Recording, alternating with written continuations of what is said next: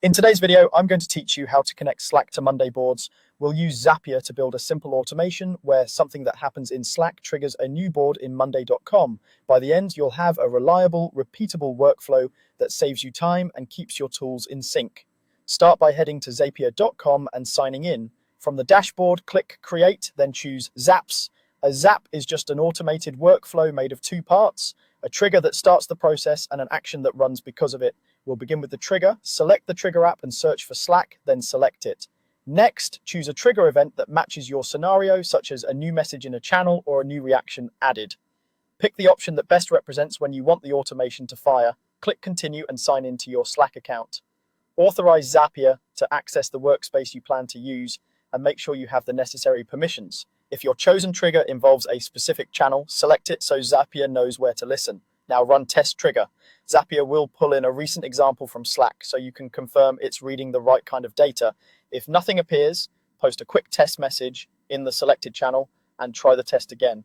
When the sample looks good, move on to the action. For the action app, search for Monday.com and select it. For the action event, choose Create Board.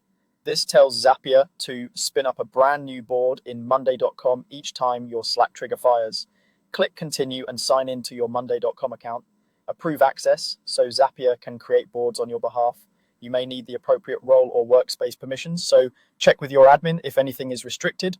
Configure the action fields. Give your board a dynamic name using data from Slack, like the message text or a cleaned up version of it, so each board is easy to identify later. Select the workspace where the new board should live and set the board type that fits your organization's standards. Consistent naming conventions and a dedicated workspace for auto-created boards can make management much easier. When everything is mapped, click Test Action. Zapier will create a real board in Monday.com using your sample data. Switch to Monday.com and confirm the board exists, that it's in the right workspace, and that the name looks the way you expect. If anything's off, adjust the fields and retest. That's it. You've connected Slack to Monday.com through Zapier using a Slack trigger and the Create Board action to streamline your workflow.